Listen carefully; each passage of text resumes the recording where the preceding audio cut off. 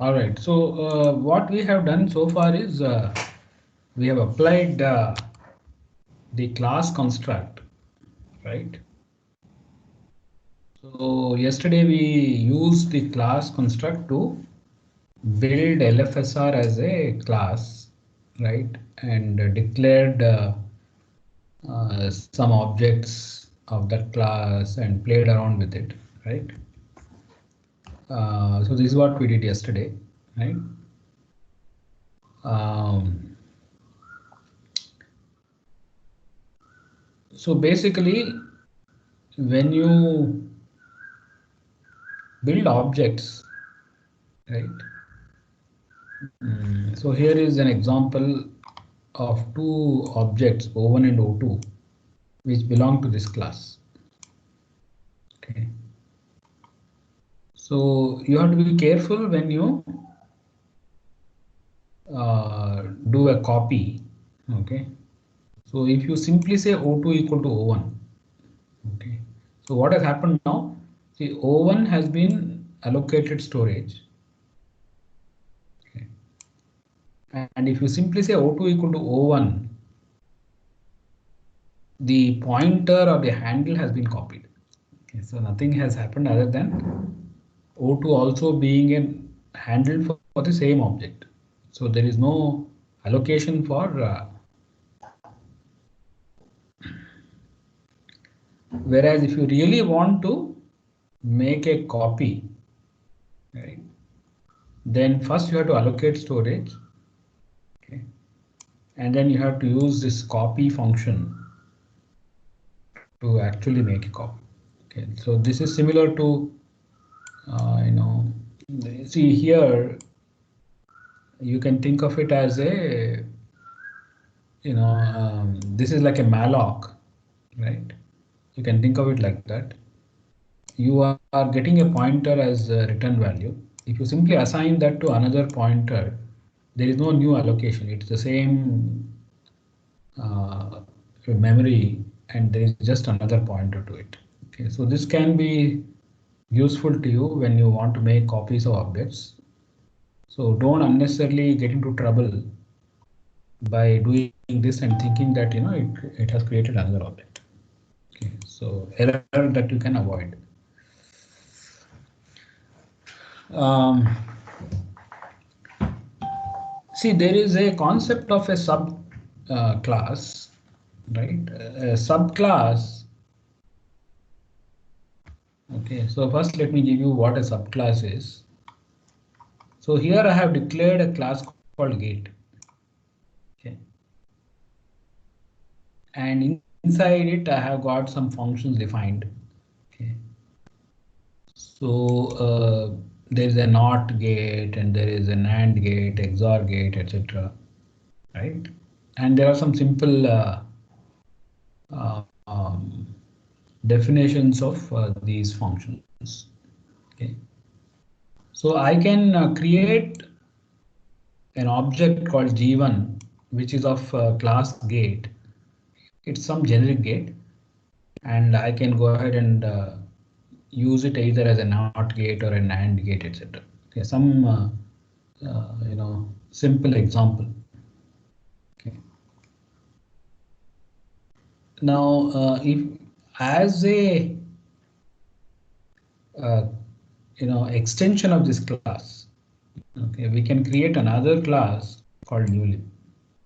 Okay, so newlib is also known as a subclass or an extension of the class. Okay, so this is called a subclass. So when you create an extension, right? So here is a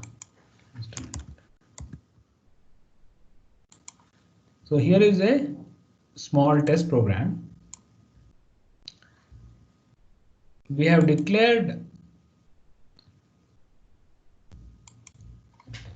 let us say,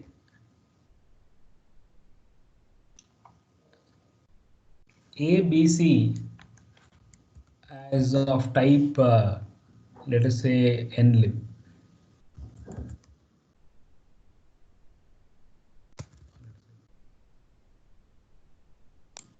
So A, B, C are objects of type GATE. Later we have declared nlib as a object of type newlib.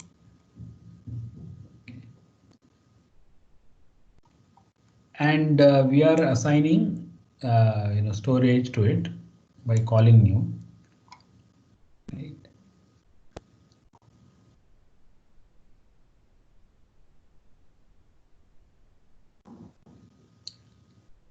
Because A is the parent class, okay, A is an object of the parent class, it can call upon the functions which are defined in the subclass. So mux is actually a function defined in the subclass. So the parent is able to see the various functions, etc., which are defined in the child.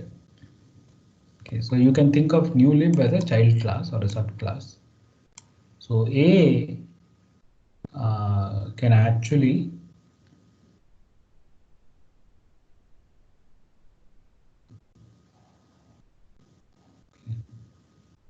so mux is actually a function defined here. It is inside nlib. Okay, and nlib is defined as a class of object of type newlib. So A can actually this is bit. Apologies. A, B, C are bit. Bit is the built-in data type.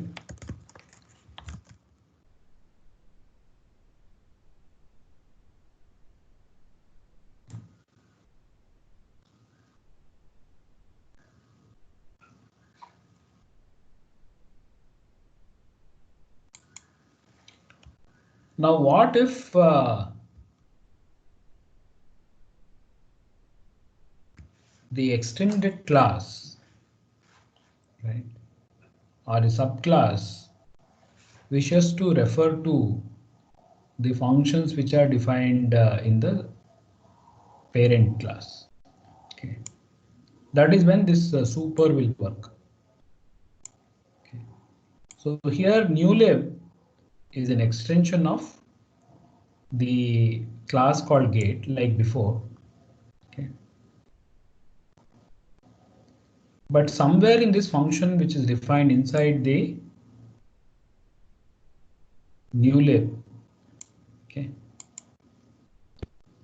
maybe I am interested in defining a 3-input AND gate in terms of 2-input AND gates. Okay.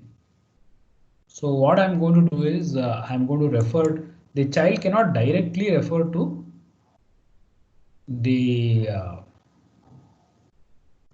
functions which are defined in the parent class. Okay. The reason is, see, it is perfectly all right for me to say G naught.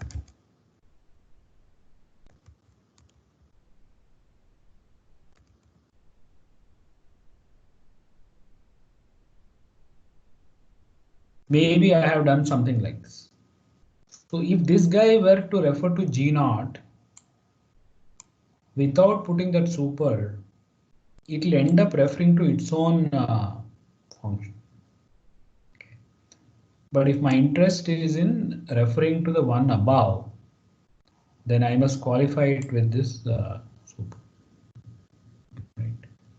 So that is what you need to remember about subclasses and their how the hierarchy works. Okay, so I can have subclasses, right? Any questions so far?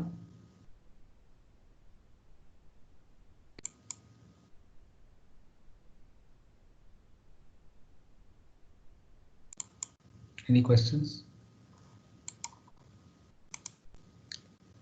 So for example, maybe we have a class called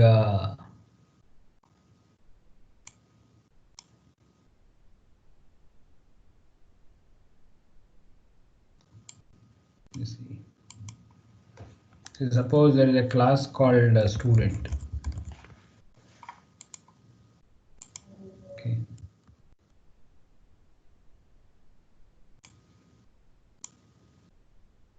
Some students may also be, let us say, teaching assistants. Okay.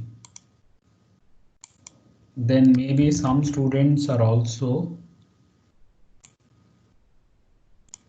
research assistants.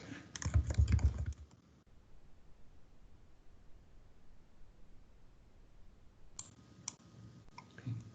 So we can think of this as a hierarchy.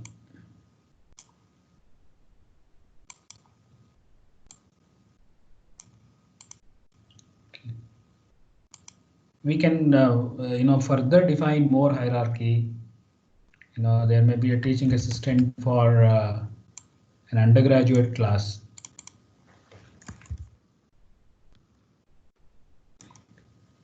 And there may be a teaching assistant for a PG class.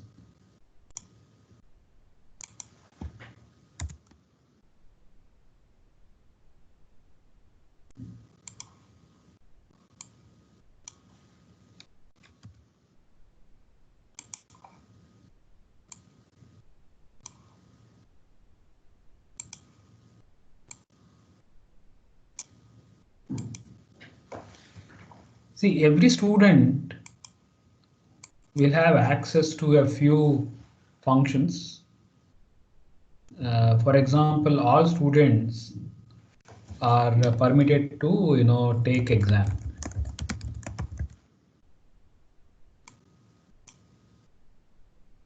All students are also permitted to use cafeteria and so on. So as a student of a particular college, you have certain privileges and you have access to certain variables, right? You may also have access to certain variables.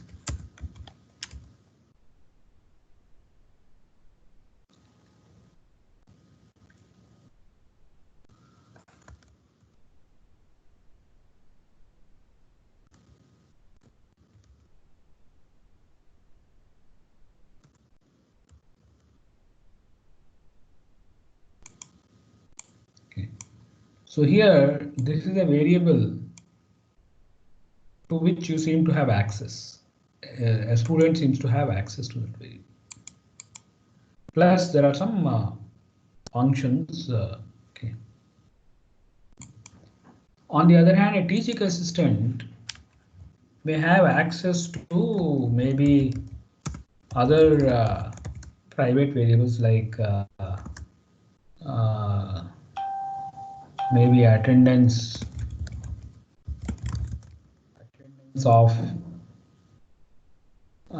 student.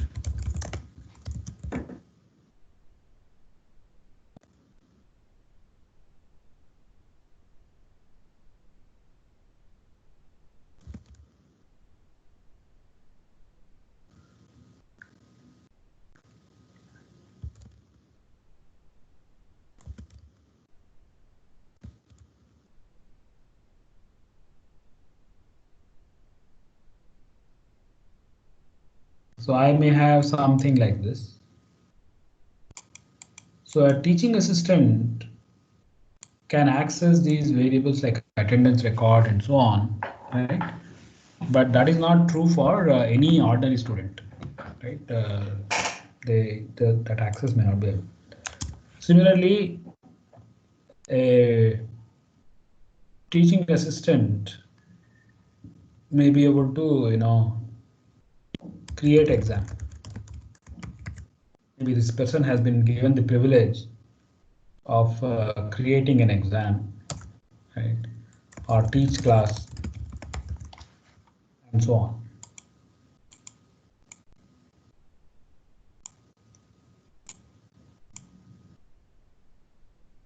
A PGTA may have further maybe there are a few more things that he can do. For example, a PGTA may also be allowed to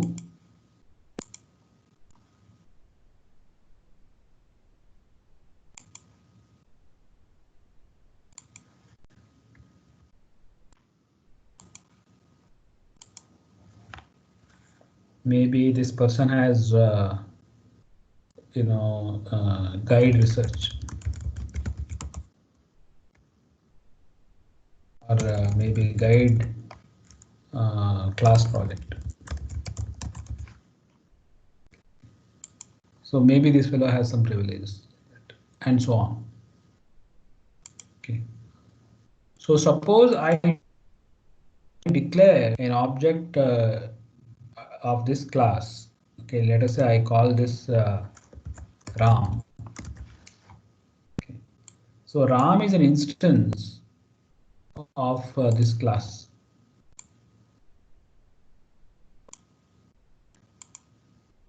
So Ram can definitely guide a class project because he is a PG teaching assistant.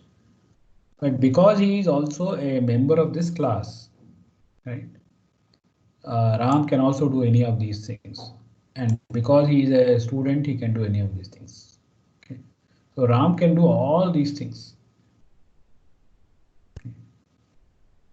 That is what is the concept of a class and subclass, right?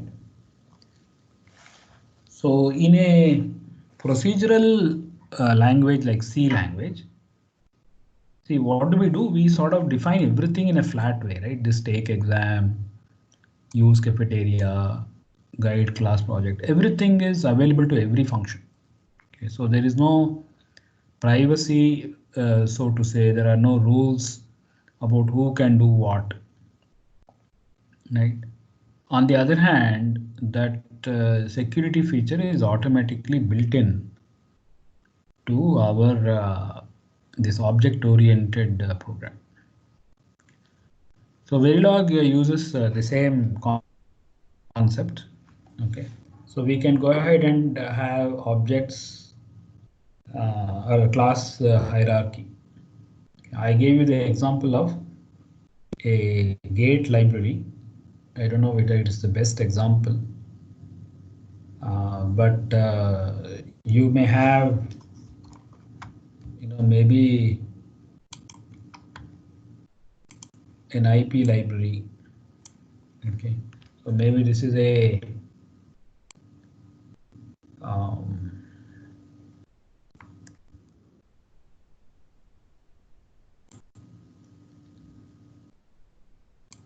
and there may be many members in this class.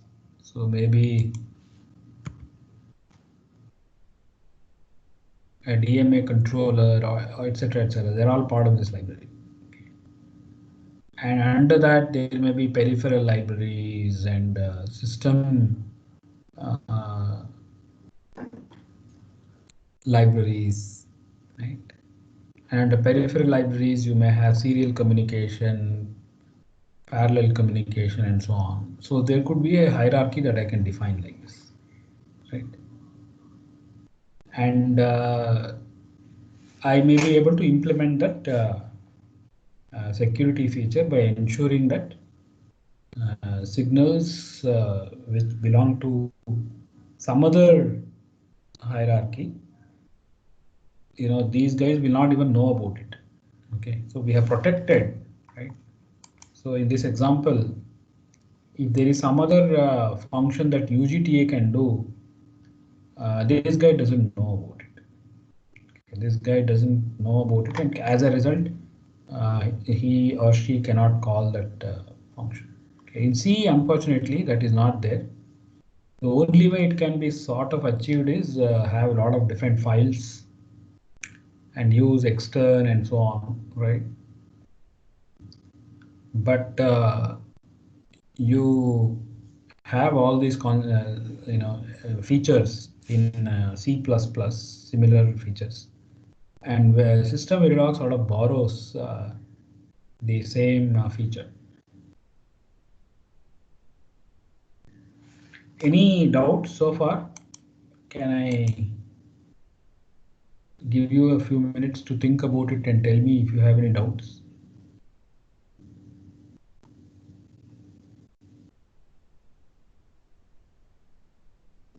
Any doubts?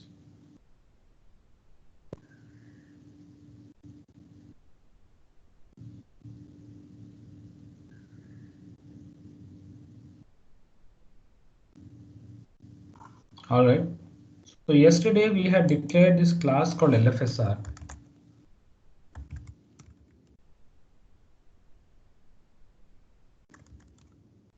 You may recall that we had this class called LFSR.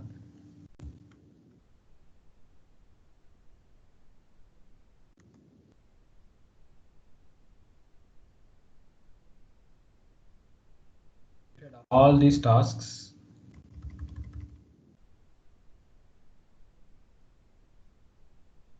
Okay. So, and I showed you how we can declare objects of this class like 3-bit LFSR, 8-bit LFSR, 20-bit LFSR, and so on.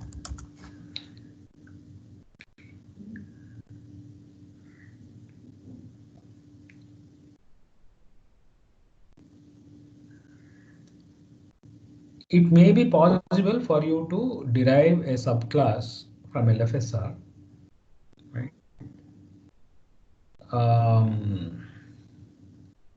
Maybe some of you might think that a single input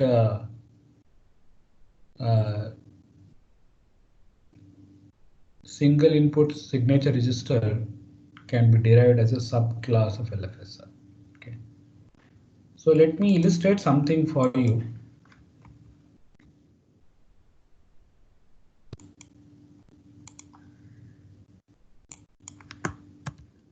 I already told you that if you have a logic,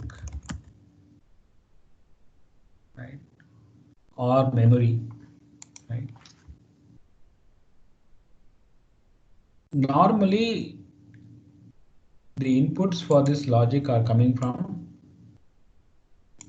either some other logic or from primary inputs, and similarly the outputs of this logic are either given as primary outputs or they are going to other logic modules. Okay, I may have many inputs, right, and I may have many outputs.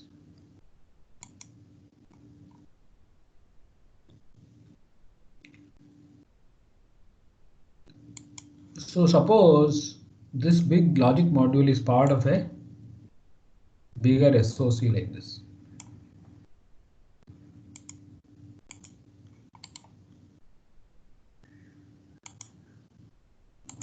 Okay.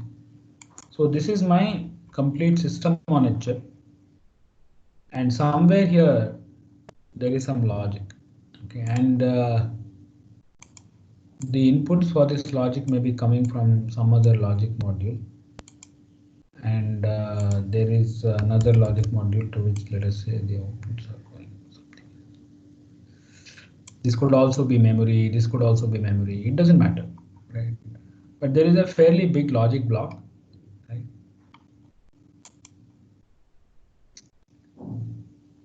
See, when we were not doing so much of integration, right, maybe this logic was being produced as a independent IC. Okay. So as a result, we could directly apply whatever inputs we wanted on this. Okay. I can apply any 1 or 0 here to the inputs of this logic. Okay. And I can apply, I can observe these. So this is, I can control these to any value.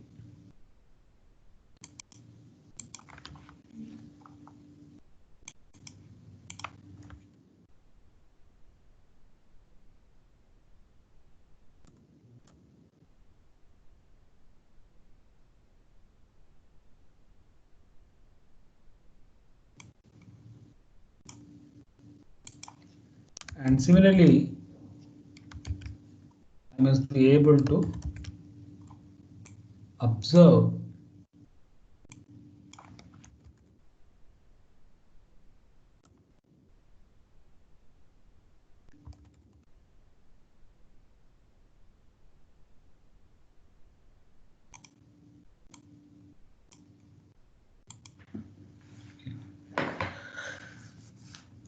so in early days when logic gates were separate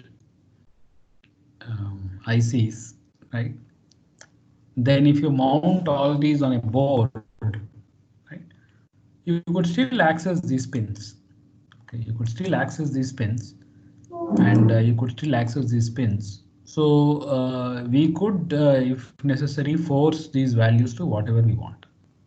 Similarly, we could observe these values to whatever on an oscilloscope or something like that.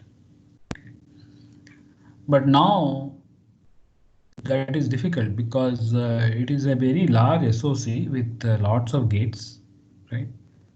And I don't have the ability to control this value directly, right?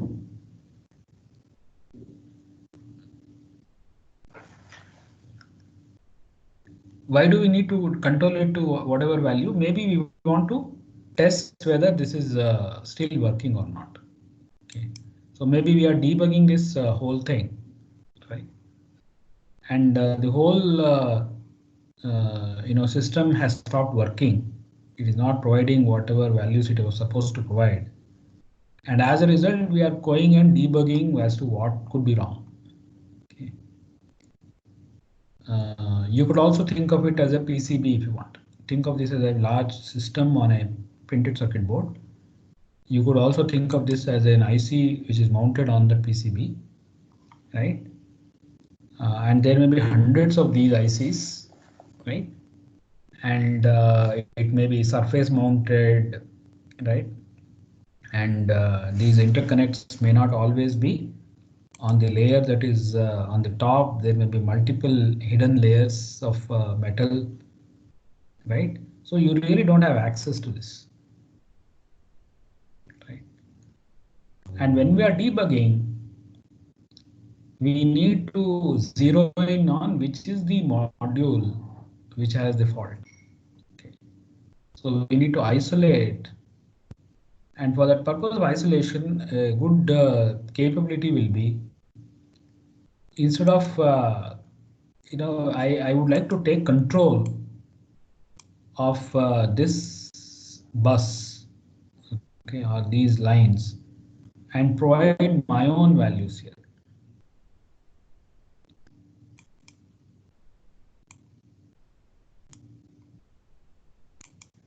I can multiplex these two lines, okay, and I can ignore the values coming from this block, okay, and I can start providing my own inputs to this logic block. Similarly, I can hang another module here, okay, and it could be taking these values and providing me some value. Okay. So this is the test mode circuitry. So in the test mode, this part is active.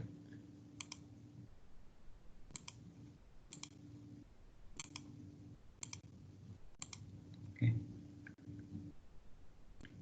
This is the normal mode.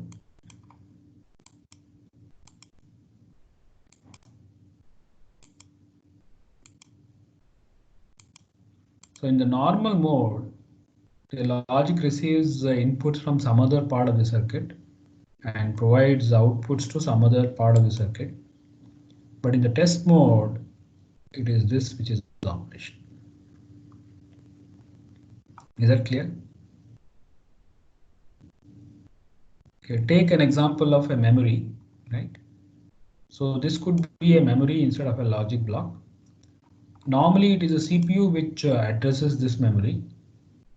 Normally it is some CPU which provides the data to this memory and also the control logic to this memory. But in the test mode, I can be getting it from some other resource. Maybe there is some other memory test controller which provides those signals.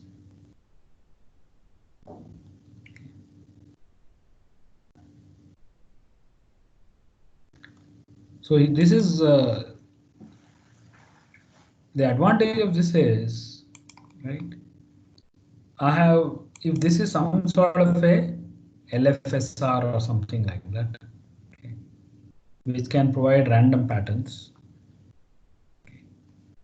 And similarly, if this is some sort of a signature register, which takes these values coming from here and compresses them into a signature, then I can have a test mode in which I can do what is called a self-test. Okay, so the circuit is automatically sent into a test mode where this takes control.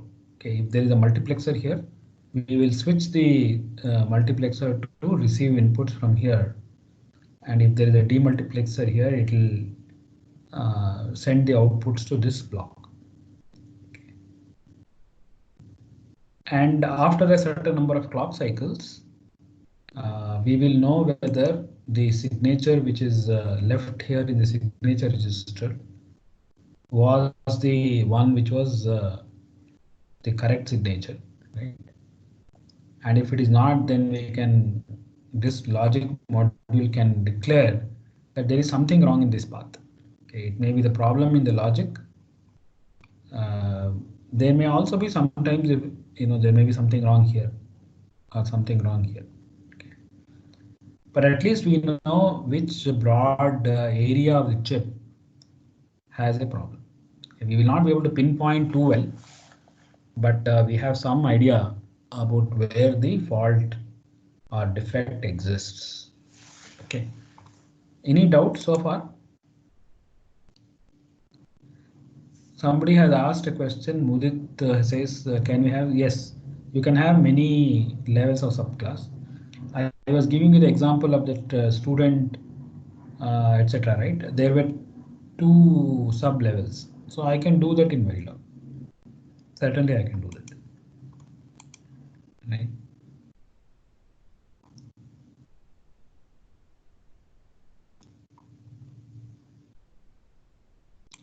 Now, what is the capability we want from this module? It should act as a random pattern generator.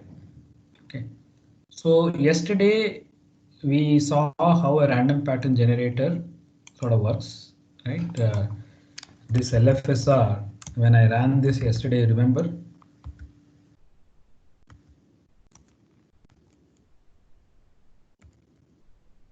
This was the output that we got. Okay. Oh, no, I forgot.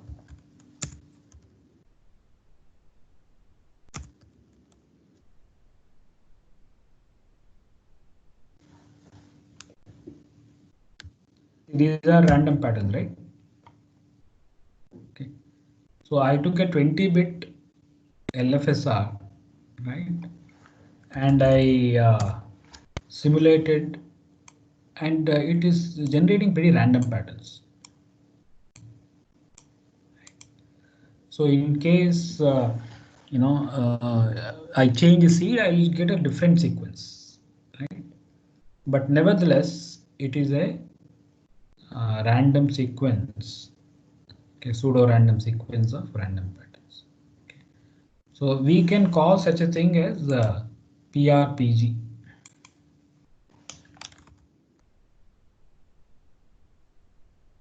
So pseudo random pattern generator. And I may have told you about this MISR input signature register.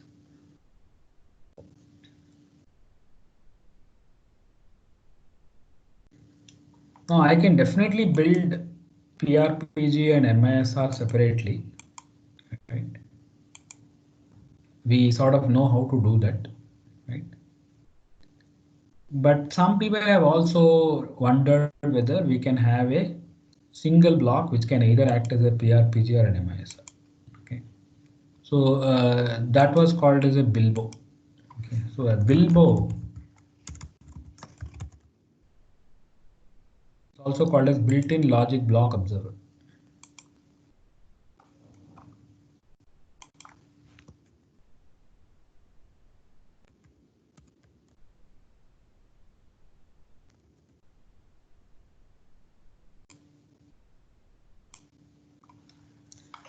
So some guys thought, right, that we can have this block which can run and I can have some control signals here.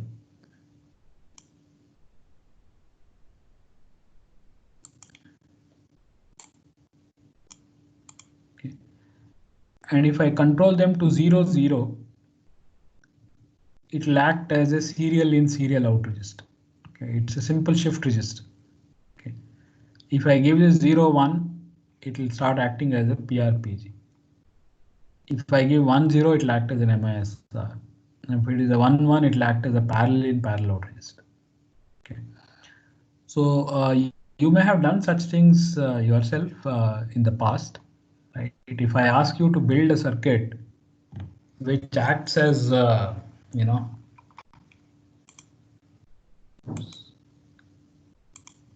suppose I say design a circuit which acts as a shift register.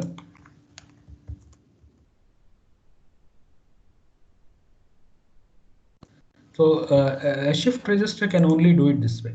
It can take shift serial input and it can give out serial output. Okay. On the other hand, a load register or a parallel in, parallel out register will take inputs this way, right, and capture this output and give out the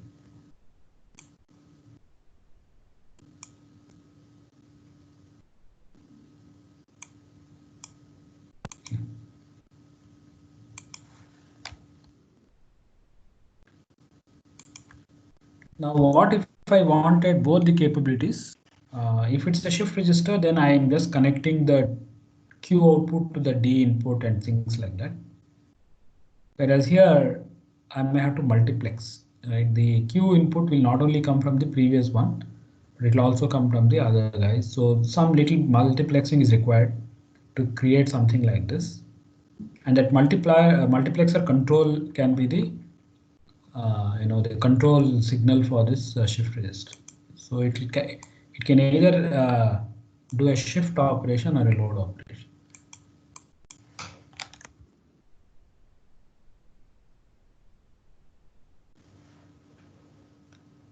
In the same way, one can build a built-in logic block observer,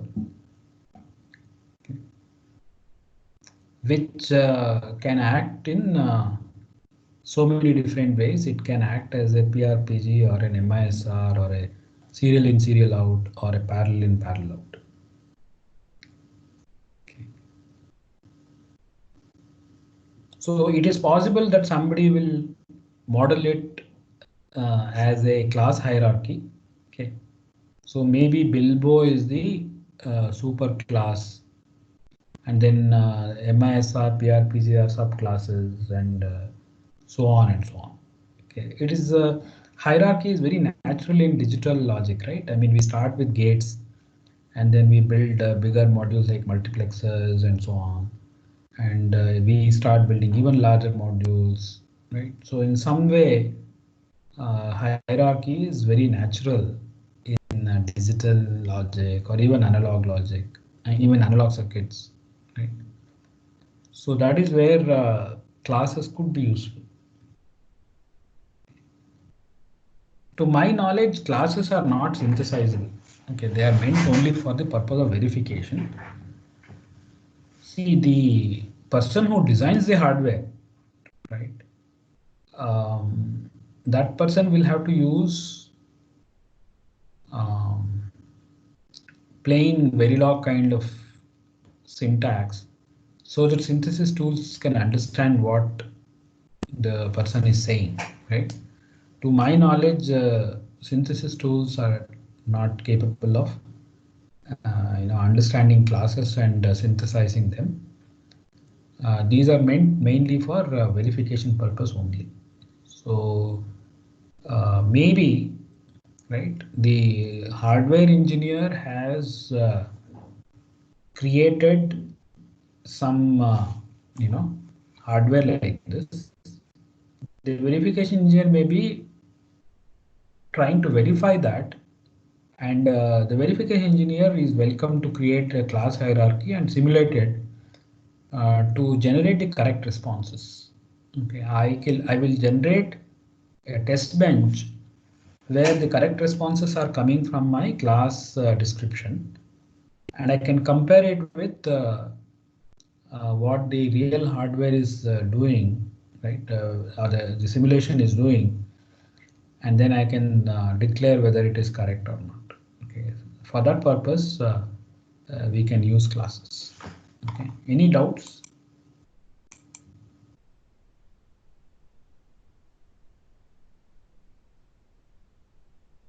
Any doubts?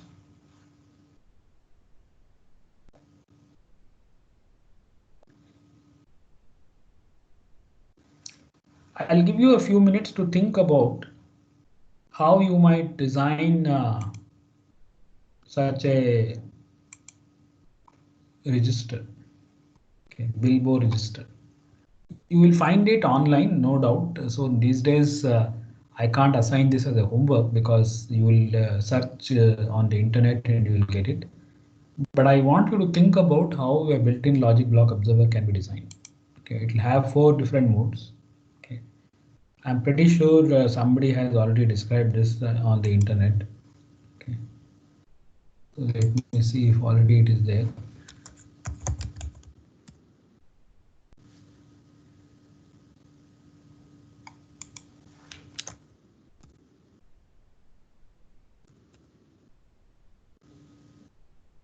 So here is some.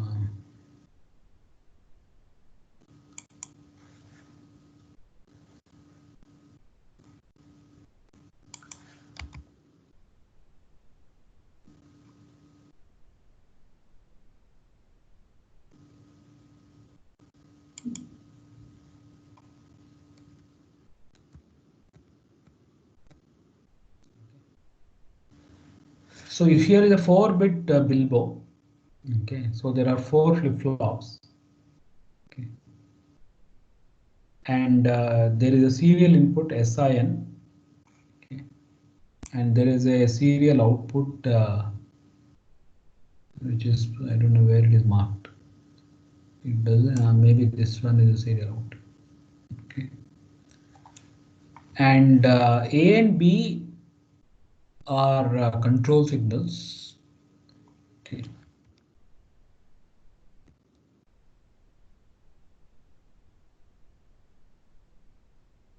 Looks like there are 5 modes here. So there are 3 bits to control 000, 001, 100, and I wonder why they took 5 bits. Let me see if I can find a better description somewhere.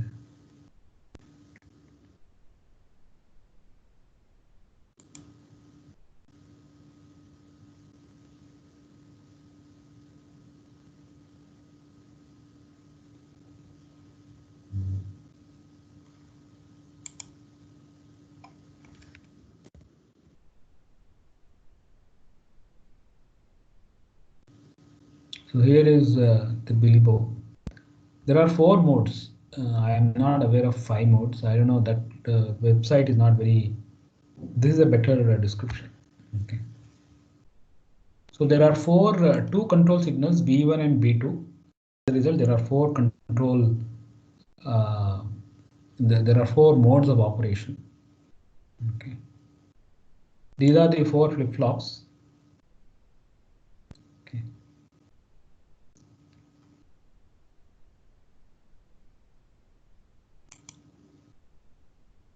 There are 4 flip-flops here. and some multiplexers and XOR gates have been used. Okay. So you can see this reference. You will get more ideas on how to design that Bilbo. So when you put 0, 0, it becomes a serial in, serial out. When you put 0, 1, what does it become? It becomes an LFSR.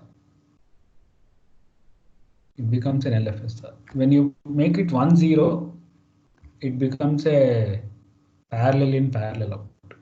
Okay. So D1, D2, etc. are getting copied into Q1, Q2, etc. So that's the parallel in, parallel out. And finally, there is the MISR mode where it is 1, 1. Okay. So one single register but serves 4 different purposes. Okay.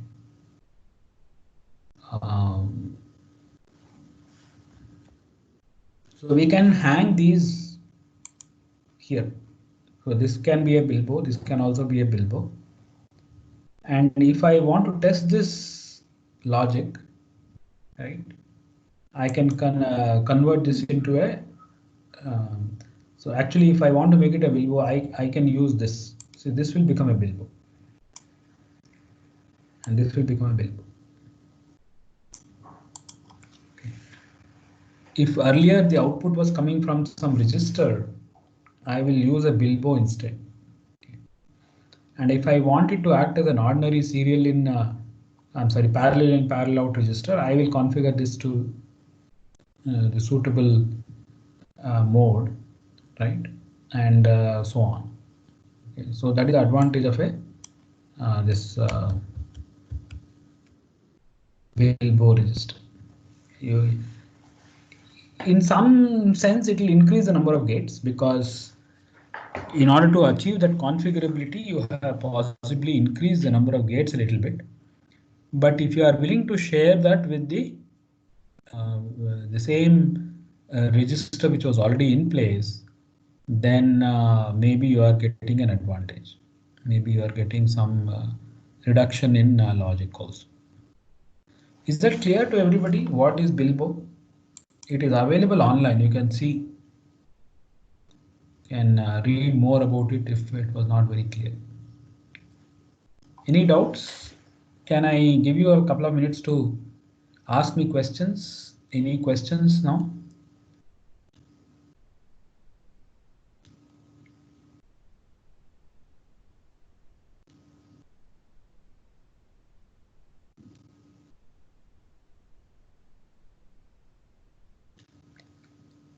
So I may have told you about memory based, right? Memory based is sort of universally used now, okay, because memories, there is no other easy way to test them. Okay, we cannot use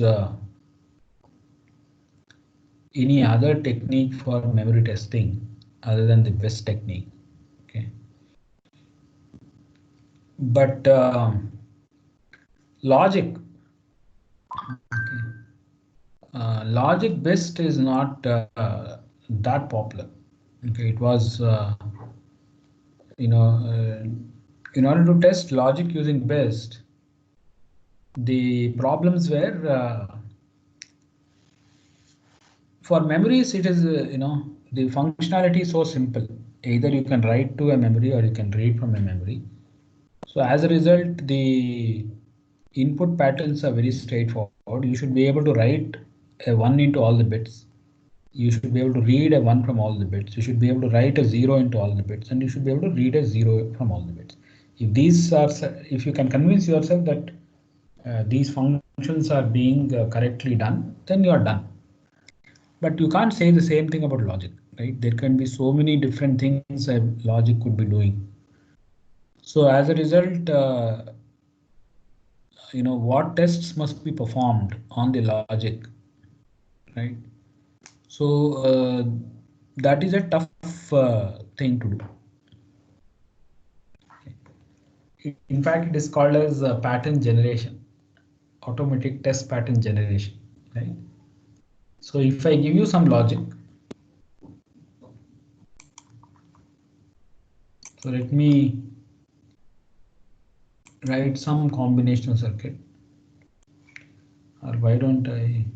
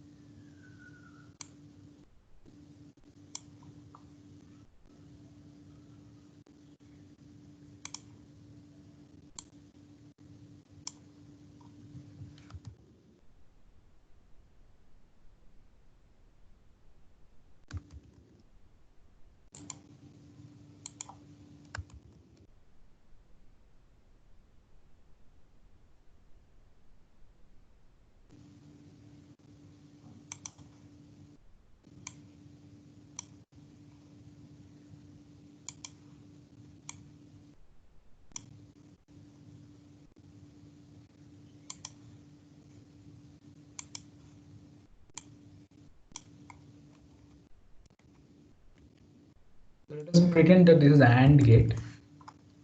This is an AND gate, and this is some.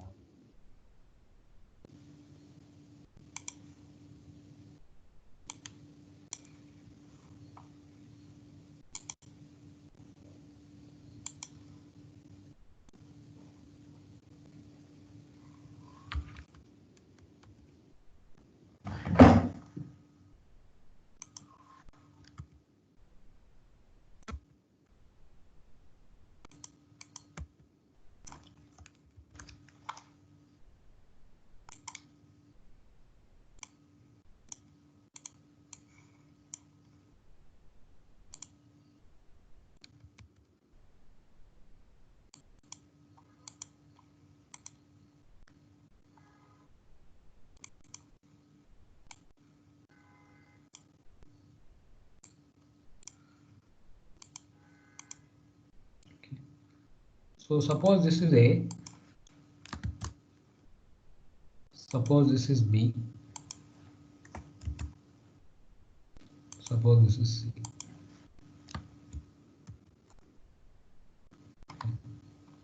And let us label this as D. Okay. So I just took some logic. Okay, it is not even maybe very useful. It's actually maybe a multiplexer. No, it's not a multiplexer. It is some random logic. Okay. So how do I test this guy? Right? What are the necessary tests that we must apply in order to convince ourselves that there is no problem here? Right? See, when this logic is actually built into the semiconductor, things can go wrong, right? Maybe some transistor is permanently on, right? When I build this AND gate using CMOS logic, okay, it is possible that some transistor was permanently on, okay, or maybe some line is connected to a ground by mistake, okay. So many things can go wrong. So we can pretend that the only faults that can occur are a line getting stuck at 0 or stuck at 1. Okay, so here is another line. Okay, this line can be stuck at 0 or stuck at 1. This line can be stuck at 0 or stuck at 1. So let me label these fan out points as B1.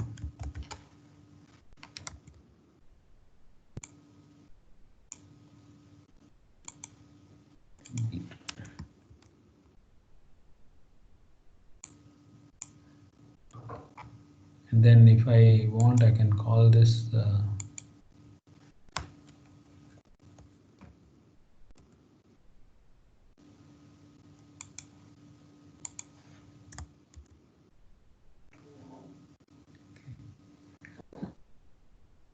So how many different things? Let us write down a list of them. So I can have A stuck at 0, A stuck at 1, B stuck at 0, B stuck at 1, C stuck at 0, C stuck at 1, B1 stuck at 0, B1 stuck at 1, B2 stuck at 0, B2 stuck at 1, 0, T stuck at 1, and D stuck at 0, D stuck at 1. Maybe these are the only things that can go wrong. Okay.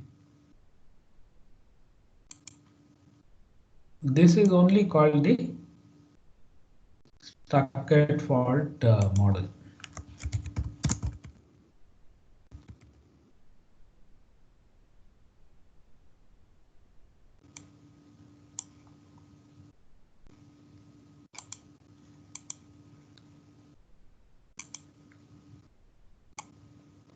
You may not be satisfied with it, and you might say, hey, I will also put a few others. Okay, you are welcome to do so. You can say B1 open, T open. Okay. What if this is open circuited? Okay. It's up to you. How big is your fault list is entirely up to you. You can also say, what if T and U are shorted?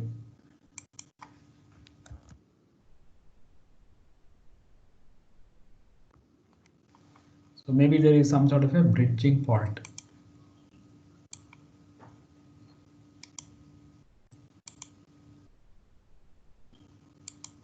So this is another possible. Are you guys with me? Is everybody following?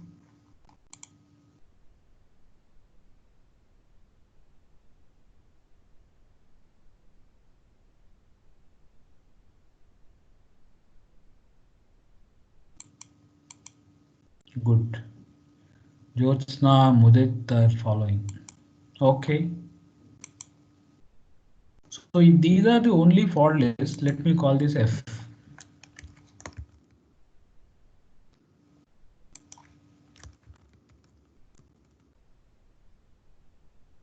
I'll give it a funny.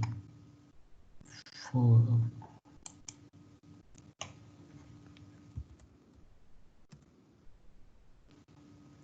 this is a phi. Phi is a list of faults. As of now, I can count how many there are. 1, 2, 3, 4, 5, 6, 7, 8, 9, 10, 11, 12, 13, 14, 15, 16. There are 17 of them. Okay.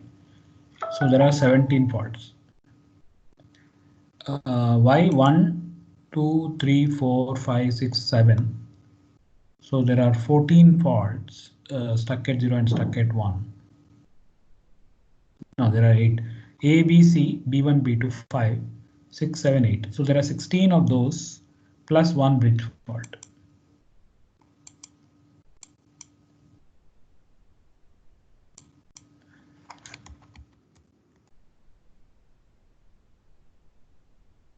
You can also have open faults. We can also have delay faults. What is a delay fault? Maybe there is nothing wrong in the logic as such. Everything looks all right, but there is a longer delay than expected when I go from one gate to the other. See, maybe this delay, nominal delay is 1 nanosecond, but for some reason it is taking longer. Okay. It takes 1.2 nanoseconds.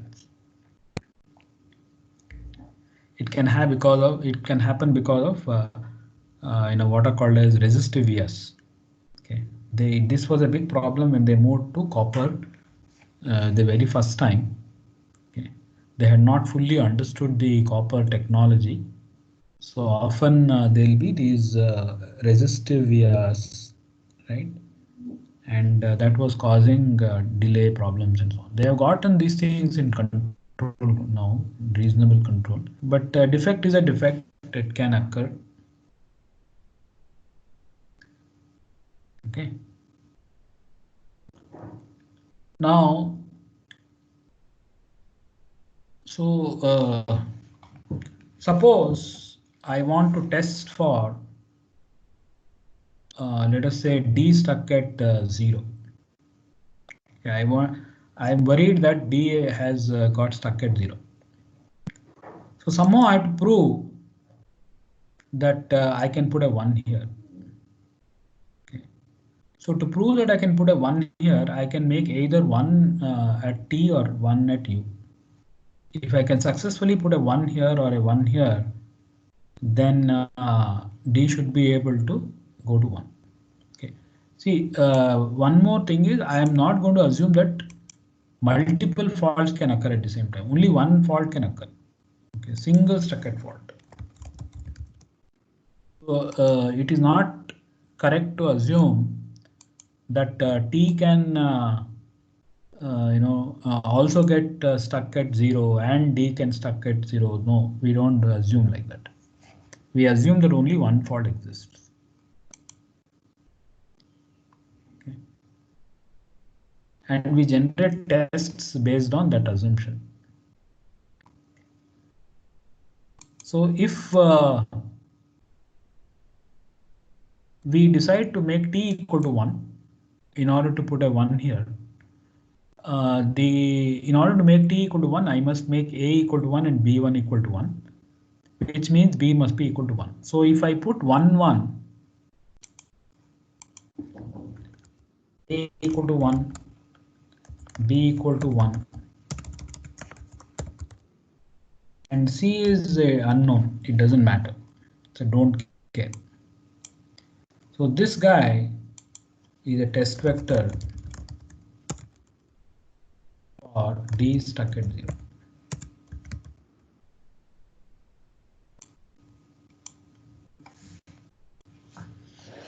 Similarly, what is the test vector for D stuck at 1? Can anybody tell me? I'm worried that this is stuck at 0. I'm sorry, it is stuck at 1. So I must somehow send this to 0. So tell me what test will work.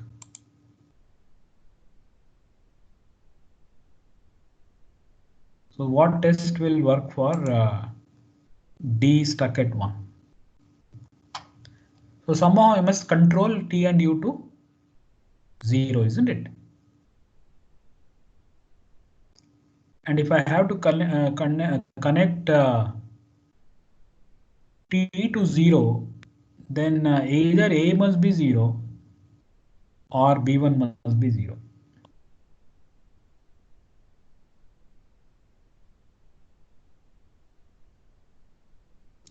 If I make B 0, there is a problem. If I make B 0, this NAND gate will produce a 1. So that is not what I want. So A has to be 0. Okay. So A equal to 0 will cause this to be 0. And in order to make this 0, I have to make this 1, 1. Okay. If I make this both equal to 1, then this will become a 0. So the test vector for A equal to 0, B equal to 1, C equal to 1. Test vector for D stuck at. That clear?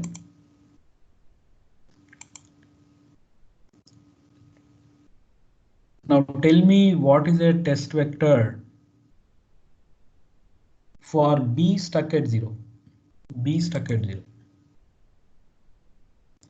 You are worried that B is stuck at 0. So how can you test that?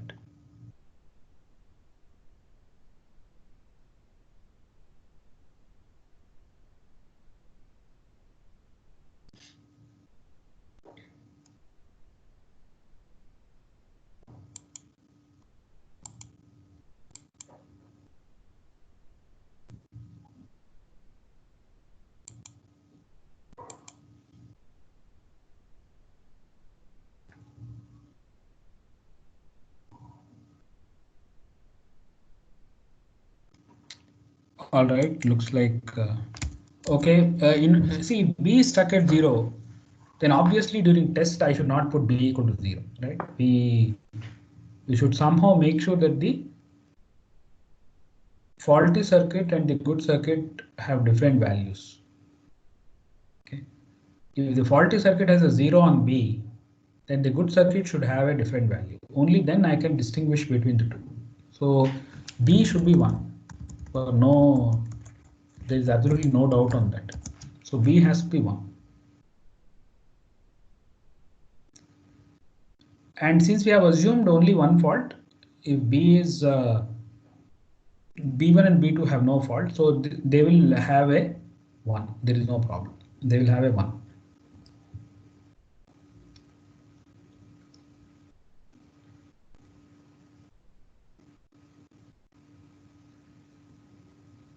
Suppose I choose A equal to 0. Then what will happen? In a good circuit, this will be a 0. And in a faulty circuit also it will be 0. Okay. In a faulty circuit,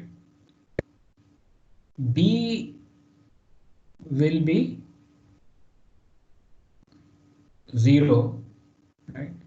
Whereas in a good circuit, B is 1. Okay. Suppose I make this 1. Suppose I make C equal to 1. Then what will happen? A good circuit will have a 1, but the faulty circuit will have a 0. Here, both the good and the faulty circuits will have a 0. And here, both the good circuit and faulty circuit will have a 0. So if you go ahead and simulate this circuit now, this output T for a good circuit it will produce a 0. For a faulty circuit also it will produce a 0. The output U, it's an AND gate, so for a good circuit it will produce a 0, but for a faulty circuit it will produce a 1. So I have propagated the fault here. See, the fault was originally at B, but I managed to propagate it to U. Okay, and now if you further see what is going on here, D will be a good circuit will produce a 0, a faulty circuit will produce a 0.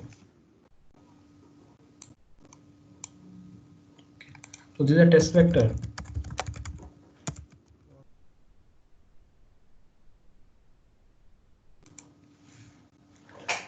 So notice that the same test vector can also test for multiple faults.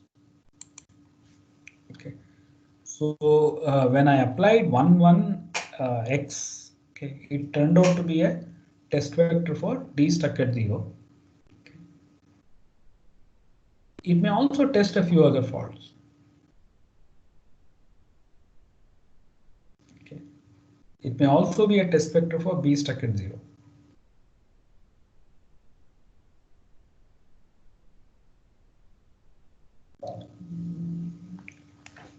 Instead of choosing x, I may decide to choose this to be some value, let us say 0 or something. Because in reality, I cannot leave it as x. I have to use some value.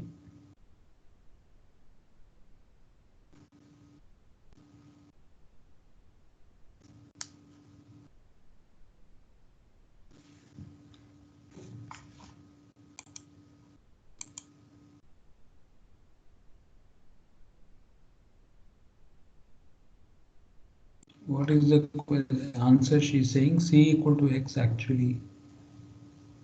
For which one? For B stuck at 0, is it?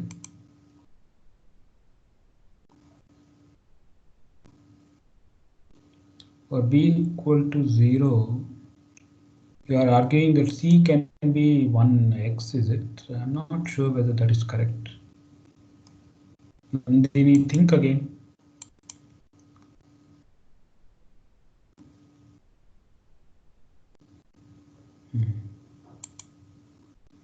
Okay. All right. So let us look at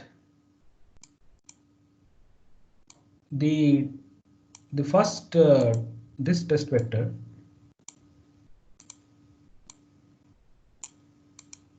Okay. The test vector I have decided is 0, 1, 1. Okay. 0, 1, 1 is a test vector.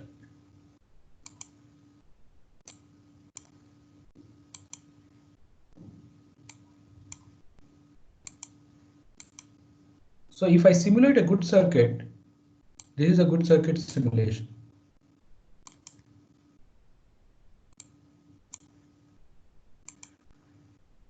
And if I simulate the faulty circuit, okay, then the outputs are like this. This will be 0, this will be 1, and this will be 1. These three lines are different. Okay. So you may now agree with me, okay, if I tell you that the same test vector 0, 1, 1 also is a test vector for u stuck at 1. Do you agree with me? U stuck at 1 is also get detected. Similarly, D stuck at 1 will also get detected. So wherever you see different values here, the good and the faulty values are different. Okay, those are the ones which are going to get detected. Even this also, this B10.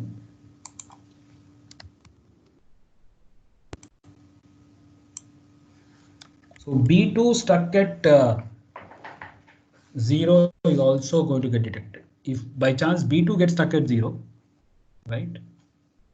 Notice that I distinguish between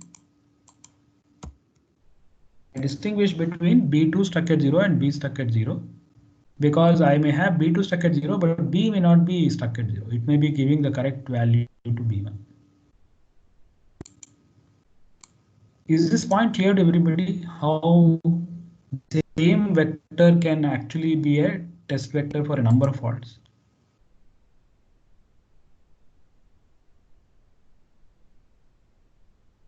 Okay. So suppose I pick a few such fault. Let us pick these two vectors, 1, 1, 0 and 0, 1, 1. So 0, 1, 1 covers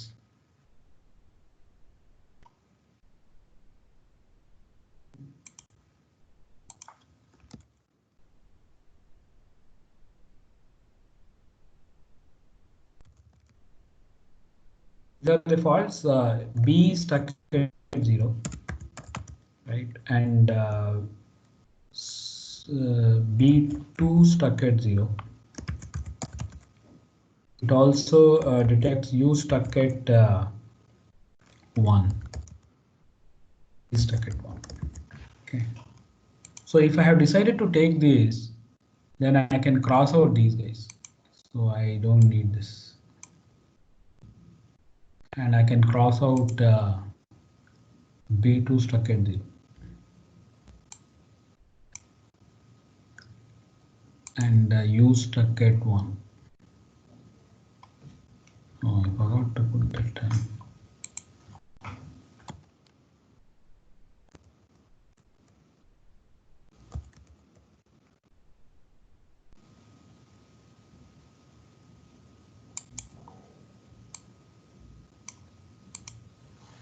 And then D stuck at 1. So if I apply a 0, 1, 1, right, and I see a value 0, then none of these faults can exist. So B0 cannot exist, B20 cannot exist, U1 cannot exist, D1 cannot. So 4 faults are gone. And my original list had some 17 or so. Okay. Similarly, let us try applying, right, a different vector. Let us say 1, 1, 0. Okay. So I have applied a 1 here. 0 here. It is 0 here.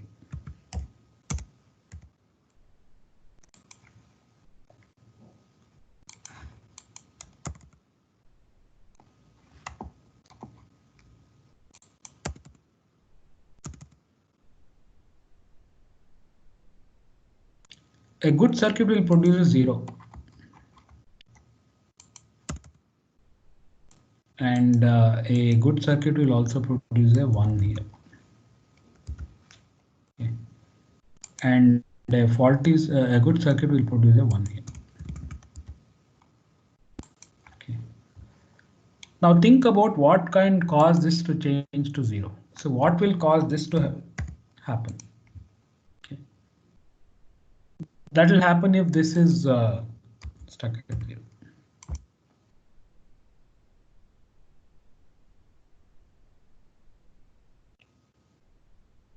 And under what circumstances will u change to 0? If by chance I have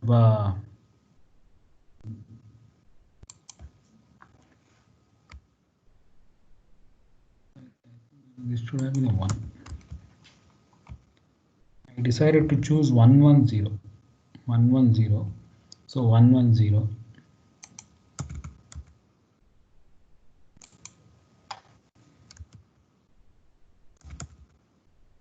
Okay.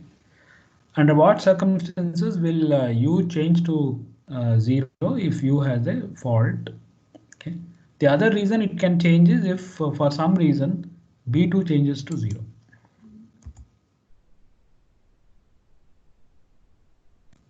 Oh, sorry, C changes to 1. That also will cause the U to change. And similarly, if will this also cause? No. Notice that this is not a 1/0 should not be used. See, if B had a stuck at 0 fault, no doubt, this will change to 1.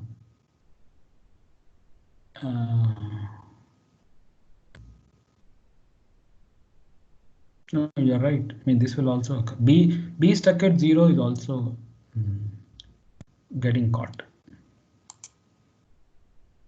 You agree? I want you to spend a few minutes thinking about it, and I want everybody to be convinced that the faults which I have shown here, namely B stuck at 0, U stuck at 0, and D stuck at 0 are getting and C stuck at 1. So I am arguing that C is stuck at 1, U stuck at 0, D stuck at 0, and B stuck at 0 are caught by A equal to 1, B equal to 1.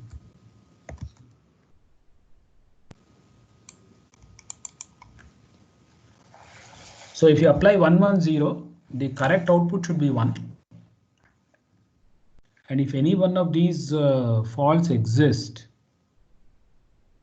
okay, the output will be 0.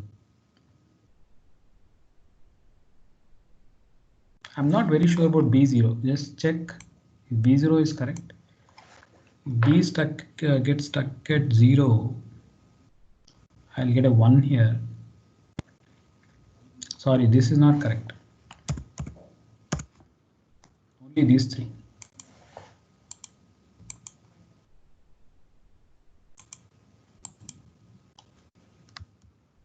Everybody convinced on this?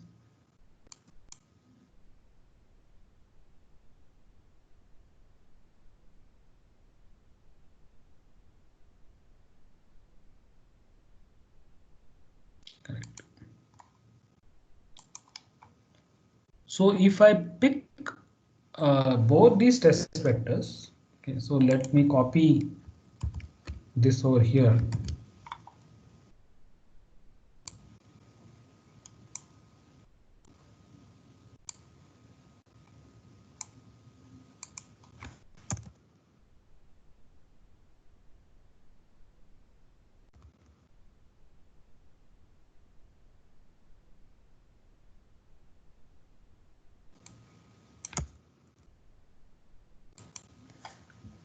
So if I apply both of them, I will be able to cover 5 plus 3, 8. In this case, I'm lucky. There is no overlap between either of them. Okay, there is no overlap. So all the faults are unique faults, right? So 8 faults will be covered by these two vectors. Now I can add one more. Maybe I will add one more test vector, and I can fault simulation and so on, right? See, if I'm not careful, I will apply all the 8 vectors. Okay, if I apply all the 8 vectors, of course, it will cover every fault there can be. Okay. But I may not require all the 8 faults, 8 vectors. I may be able to do it with maybe just 3 or 4 or something like that. And that is an optimization. I can reduce the number of test vectors required to cover all the faults.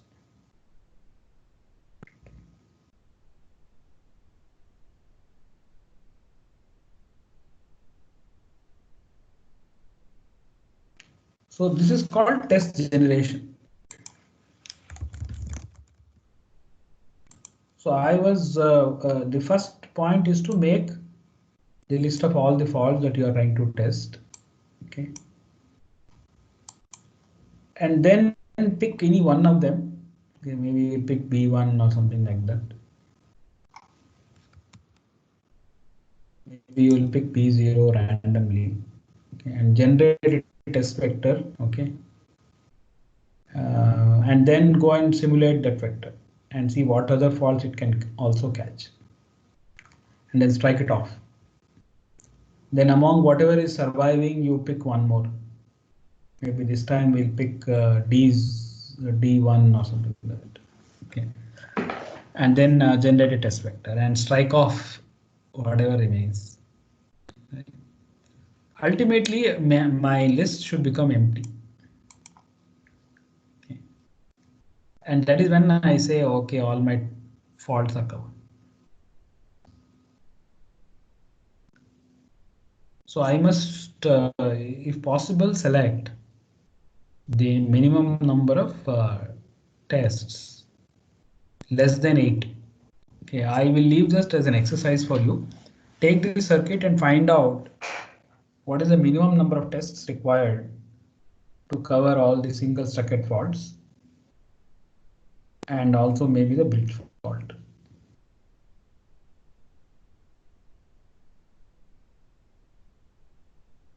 At least do the single circuit faults. Let us not worry about the bridge fault today. Just look at these faults.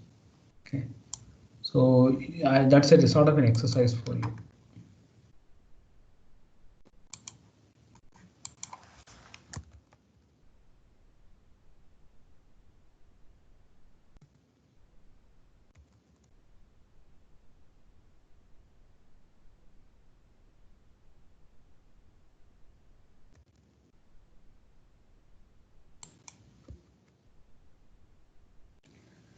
Okay, coming back to this guy here.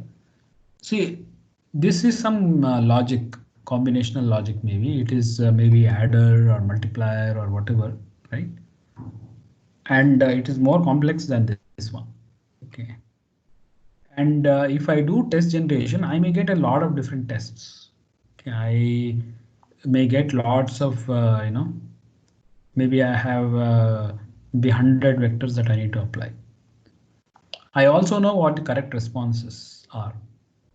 Okay, I have 100 vectors at the input. And what are the responses for a correct circuit or a fault-free circuit? Okay.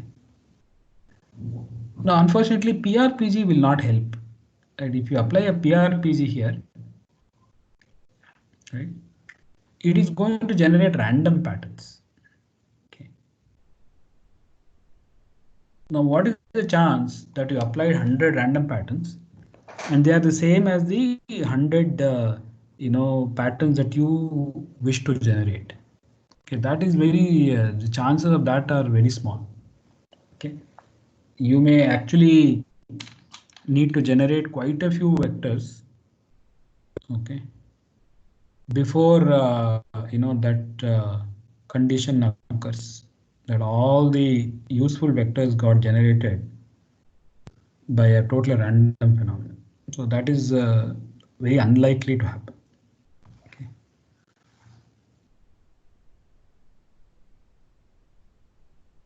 So what they do in logic BEST is they first apply random vectors and see what all they can catch. Okay.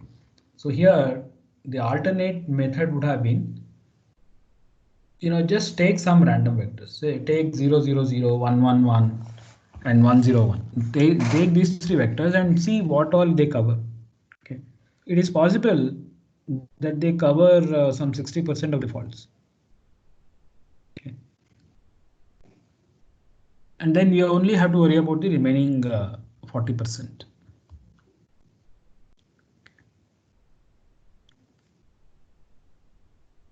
Then you have to analyze why these 40% are not getting covered, right?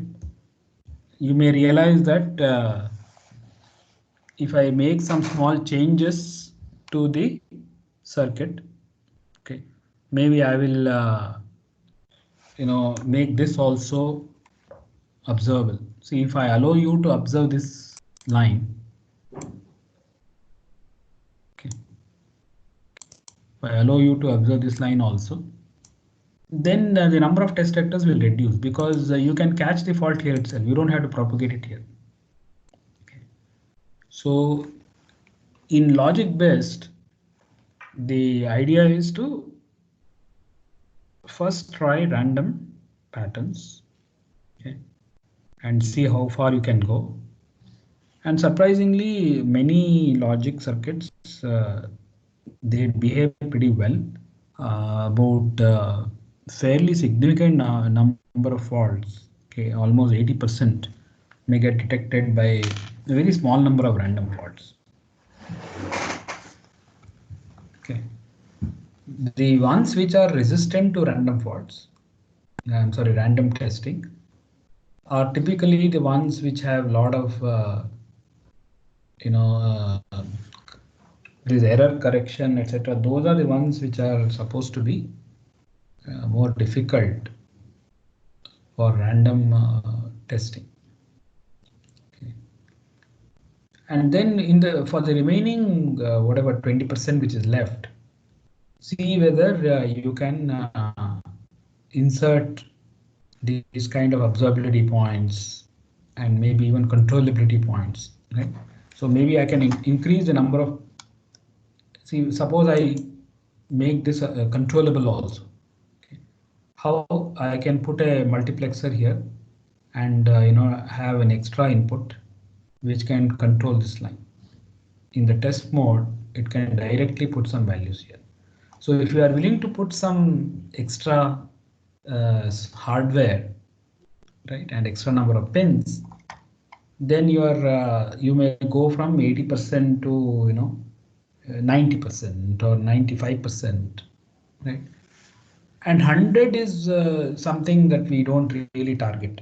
Okay, 100% coverage, right? If there are in my list, suppose there are 100 faults, and if I have chosen three test vectors and they cover 80 of them, then I say the coverage is 80%, right? So what is a typical coverage that we target? We target as high as possible, as close to 100 as possible, right? But 98, 99, these are all doable, right? And we don't go looking for 100% coverage. Okay, that is difficult.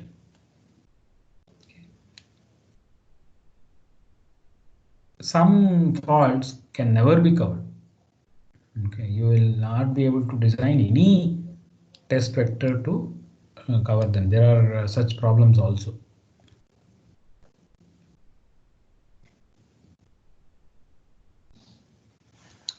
So going back, You can modify your logic a little bit to add extra test points and so on, and then you can do random testing. So finally, there are good softwares out there, right, which can provide such logic-based solutions. Okay. So a lot of companies, all these big EDA companies, they have this logic-based.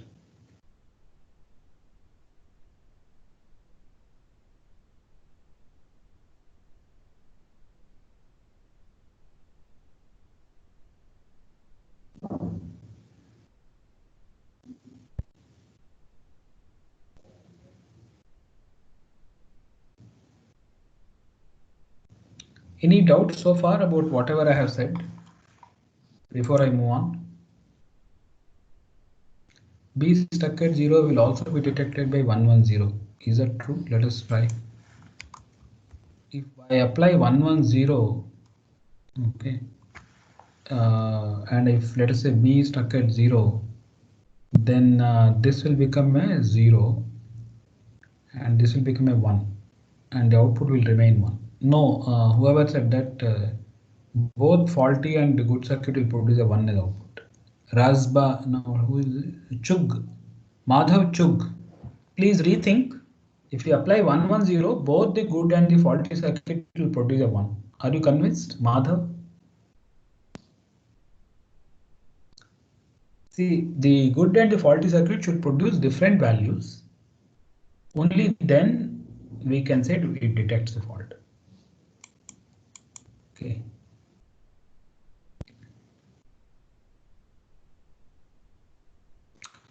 If I make this observable, if T was also observable, then the fault can be caught here.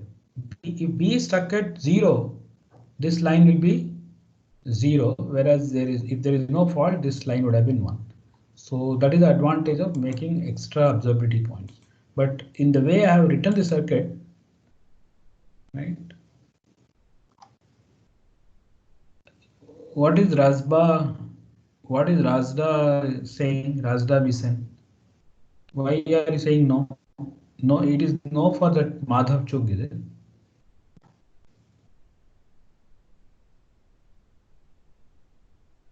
Madhav, are you convinced?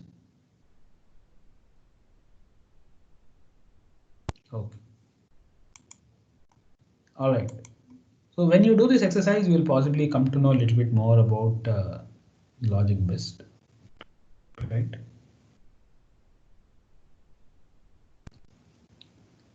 So a good sort of internship project will be to take maybe a circuit like this, slightly larger circuit maybe, may not be very small like this, but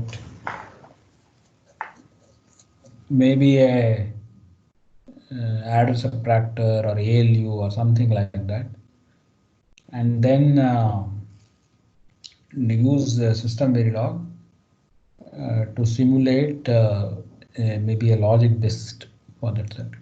Okay, that could be a reasonable project. You will learn a lot of things.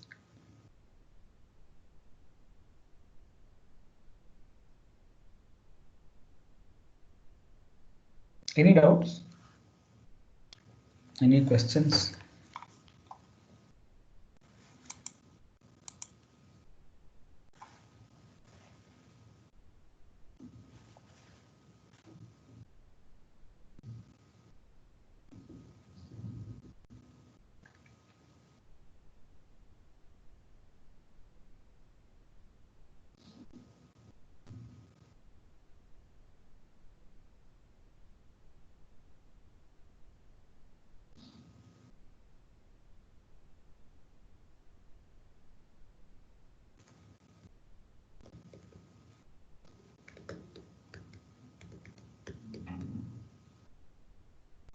Okay, fine. Let's go back to our slides. Okay. I think I already told you about encapsulation. What that means is if you want certain variables to be hidden from others, you can achieve that. In this example, these variables are not to be exported. They are local to this class. Okay, so outside you cannot access them. Okay, so declare a variable as a local variable if they are not going to be of interest to outside parties. Okay, so that's encapsulation.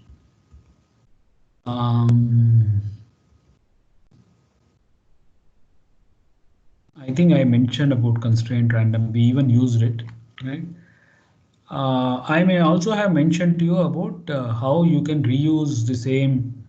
See, the main the super class also has something called as AND gate. Okay, and I can also have AND gate redefined in my subclass. It will not prevent you from doing so. Okay. And when you refer to AND gate inside the subclass, it will refer to this. Okay. And if you want to refer to this AND gate, you will have to say super.AND gate.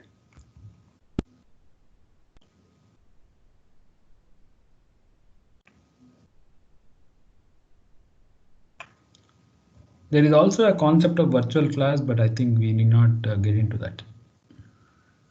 Okay. I think yesterday I have illustrated this random object. Okay. So I explained to you how we can use this function called randomize, right, in order to make. So here is a good example of this. Okay. So take this class. Okay. So this is a die. Die means the die that you use in your games like Ludo and all these games. Okay, it has 6 faces, right? You can when you cast a die, you can either get a 1 or 2 or 3 or 4 or 5 or 6. So the value that I can get when I cast a die is a 3-bit number. Okay, and I have told that it is a rand. Okay, it's a 3-bit number. I can say rand logic if I want. Okay. I believe that is the default.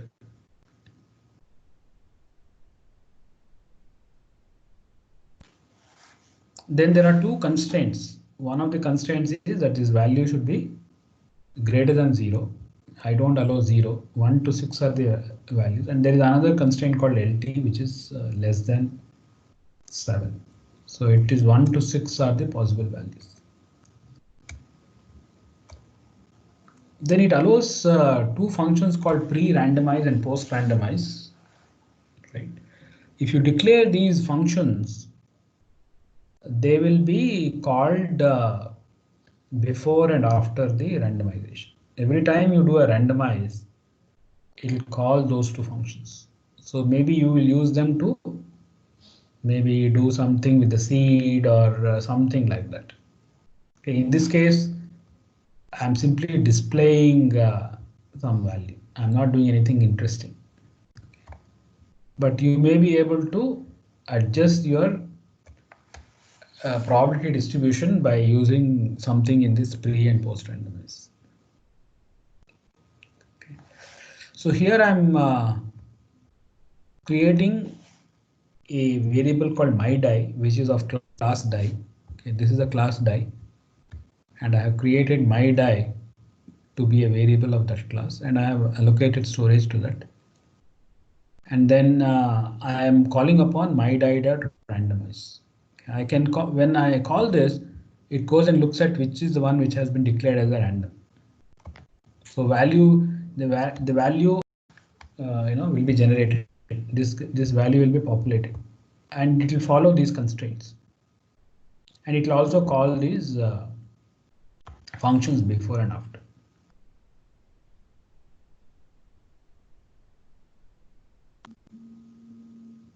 So in this case, both the displays will do the same thing. They will print the same value.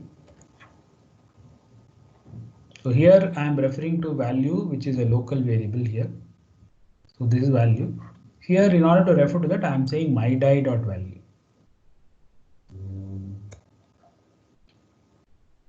Okay. So that is what a random class and pre and post randomization will do. Any doubts?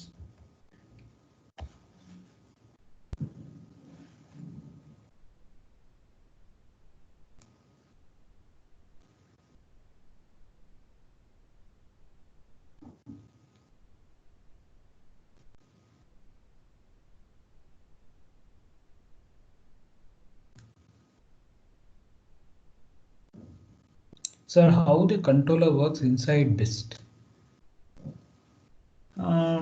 The controller will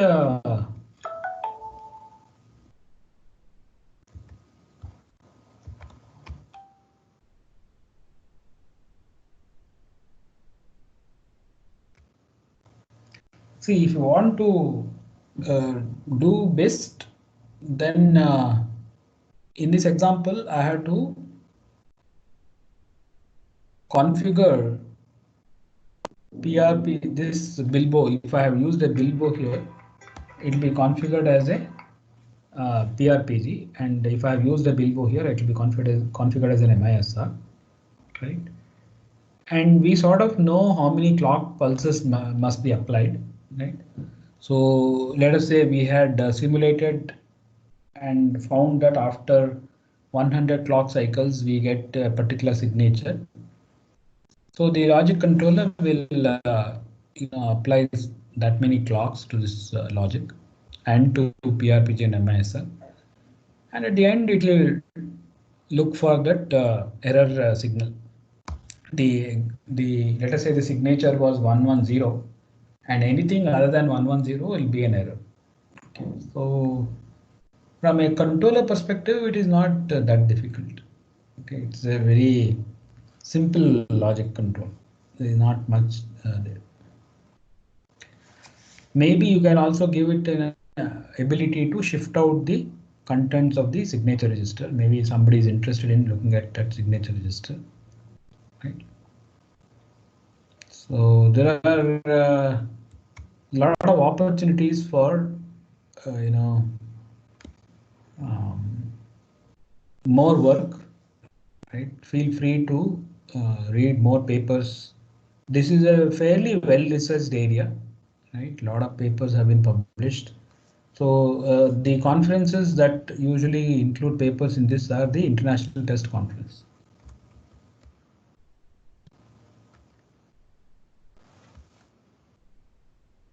So International Test Conference.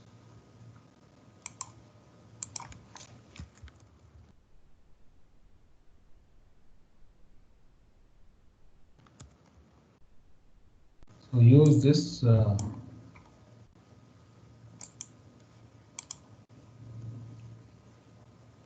There are many others, and you will find plenty of online literature. And Professor Vishwani Agarwal has made his lecture notes, everything available online. So you are welcome to look at those also. Okay. So good notes. There is a good book by Professor Vishwani Agarwal.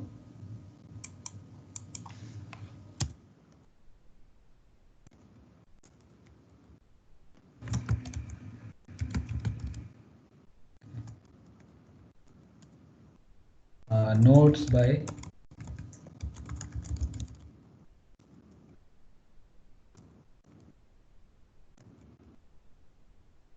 you'll find a lot of literature.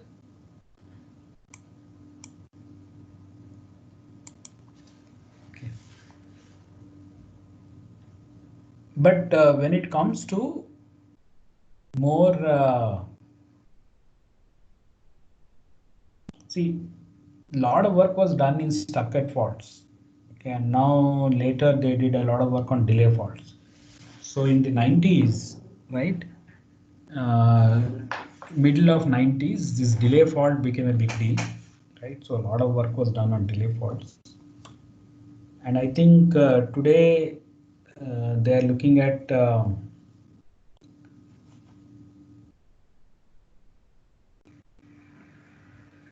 this.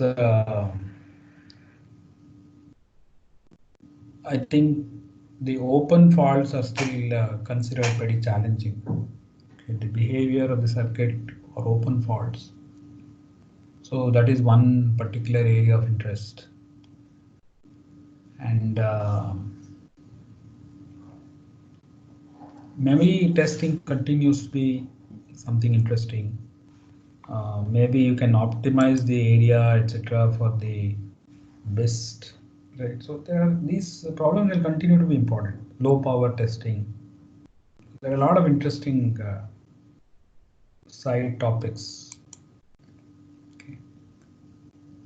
Any other doubts?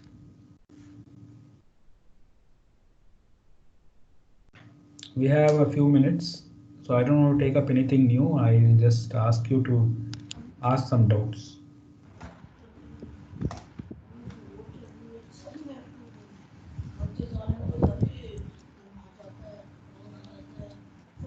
You can type it or you can speak also, no problem.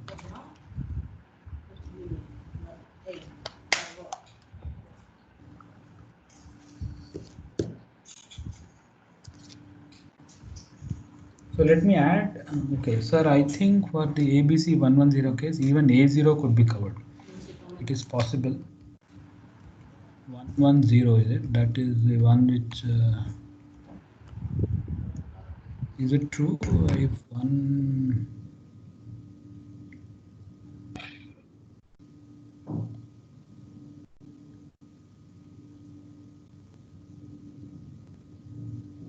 I think I have made a mistake here, right? This should be 1.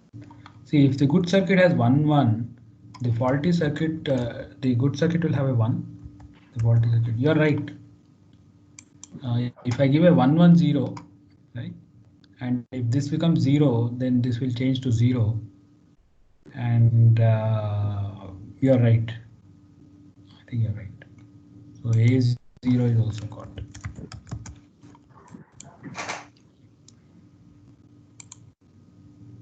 Correct. Good. Similarly, I want you to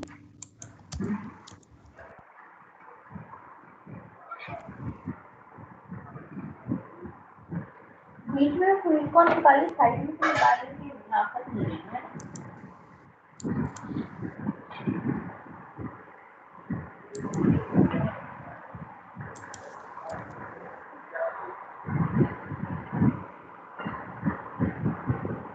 group भी हो जाओ तो मुझे बता देना, क्योंकि मैं तो मेरा सब कल ऐसे ही है।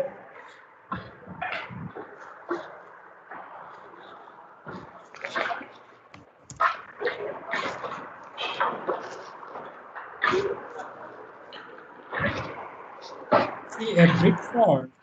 See, suppose T and U are both connected by mistake. Okay. Then you can assume that a fictitious gate gets created. So a fictitious gate may exist between T and U, and it could be an AND gate or an OR gate. And that depends on the technology. Okay, sometimes it becomes an AND bridge and sometimes it will become an OR bridge. So a bridge circuit will behave as follows. It will appear as though T and U are connected by an OR gate, and that OR gate is feeding both of these. If it's an AND bridge, then T and U are connected by an AND gate. The outputs of the AND gate are driving the OR gate. So that is what is called the.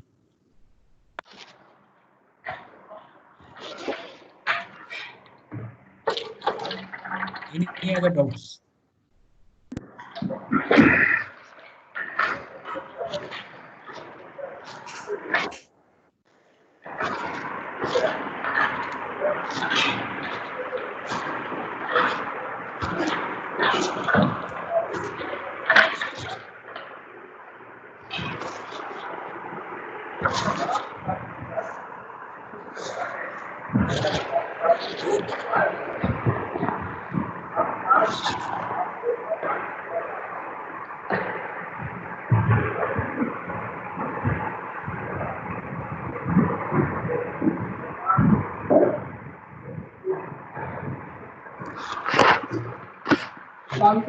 कौन से college की website देख रहे हो? कौन सी demand आई है ये बता दो जरा को।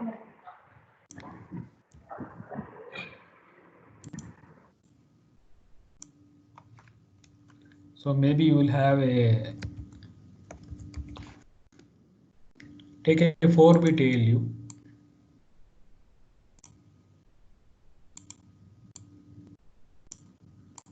So take a 4-bit ALU.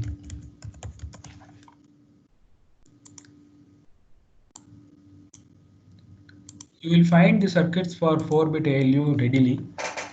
Okay, if you search online, you will get 4-bit ALU circuit, right?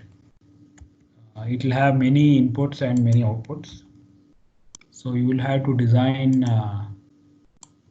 a simulation, right? Do fault simulation, find the minimum number of test vectors. It's a fairly large project. I mean, a fairly lot of work is required. So you can try to do this as a project on your own. So you can assume registers here.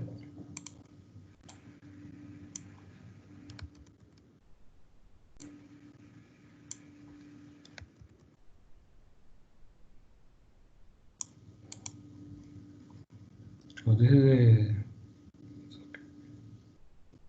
okay. Any questions?